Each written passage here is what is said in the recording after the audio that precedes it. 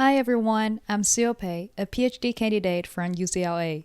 I'm really happy to present this work, Embodied Exploration, Facilitating Remote Accessibility Assessment for Wheelchair Users in Virtual Reality. It is done in collaboration with Alexandra Chen, Chen Chen, Franklin Minzhe Li, Megan Fozat, Hao Yunji, Nadir Weibo, Patrick Carrington, and my advisor Yang Zhang. Obtaining accessibility information beforehand is important for wheelchair users. This helps them make informed decisions about visiting unfamiliar places. Conventional assessment approaches include phone calls, photos, video, and 360-degree virtual tour. Through a need-finding study, we realized that these conventional approaches can hardly provide details required for accessibility needs that vary from person to person, such as whether there is enough room under a table for the wheelchairs, whether one can navigate smoothly around the corner, or if a milk carton on the kitchen countertop is reachable. To get these many details, they have to pay a physical visit to figure that out. In this research, we asked a question. Can we deliver the experience of a physical visit while being remote? In response, we present Embodied Exploration, a virtual reality-mediated tool for remote environment accessibility assessment. We leverage embodied interactions, which have been proven effective in prior work, to maximize accuracy, engagement, and immersiveness. Specifically, we first transform real users into realistic avatars that embody their body and wheelchair dimensions, and turn real environments into digital environments, using 3D scanning technologies.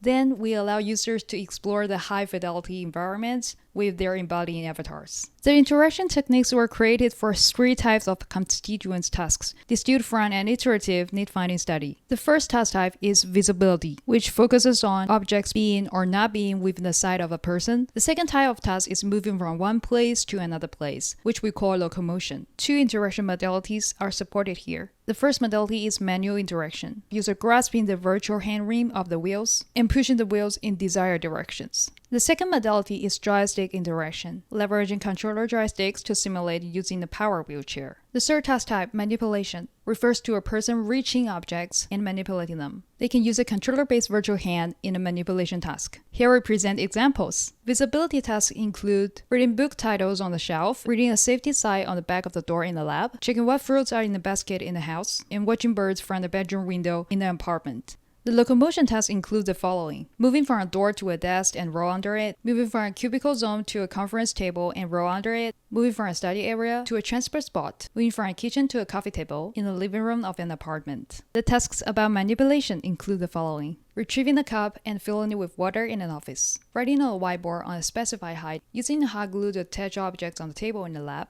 retrieving a milk carton from a countertop in a house, opening a window in an apartment. In total, we created 13 constituent tasks for users to explore and evaluate. Now let me talk about our evaluation and findings. We conducted a user study with 6 participants across the US with VR headsets mailed to their homes. The 2 baselines are photo gallery and virtual tour. The key findings are categorized around 3 research questions. RQ1 is regarding the current practices and challenges of accessibility assessment. RQ2 is about the usability of our interaction techniques. And RQ3 is how people perceive embodied exploration. Given the time limit, we won't be able to go through all the quotes in the following slides, but I'll keep them here for your later reference. Let me share key findings about RQ1. First, we found that wheelchair users are frustrated about inaccurate accessibility assessment. When being asked about their real-life experience, one said, "I have no ways to assess in advance because it is not reliable at all. What I do is to pay a physical visit to figure it out." Second, we found that embodied exploration supports the granularity needed for accurate assessment. When they experienced our VR tool, they inspected many details for evaluation. One user said, "I cannot turn around my neck to see the sign. This motion may cause potential injury to my body." This type of information cannot be easily obtained if they just look at photos or videos online. Our tool exposes accessibility problems early on and helps them make decisions.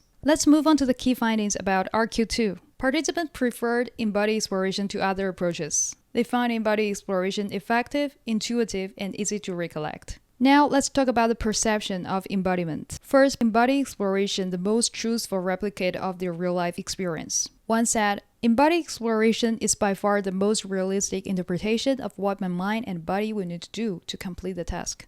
Second, perception of embodiment depends on the types of tasks and varies across people. A user commented that virtual tour is great for larger rooms since it gives the most information in the least amount of time, but for a smaller space, embodied exploration gives more information. This shows that the room types affects the perception of embodiment. In visibility task, another user said, appearance and wheelchair personalization doesn't make a difference to me as long as my height is correct. Another factor is users' ability. In our study, we found that some users can stand for a short while. Their ability to stand let them feel embodiment in virtual tour as well. We want to further talk about findings regarding confidence.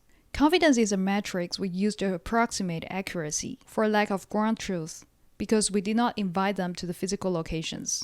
First, finding great information contributes to confidence. With less information, virtual tour and the photo gallery are like a guessing game. Second, the embodiment contributes to the confidence. Participants mention frequently the concept of embodiment when explaining their high confidence scores. Third, proficiency affects confidence too. We also share design guidelines, and we list the limitations and future work here. Please refer to our paper for more details. Thank you for listening. I'm happy to take questions.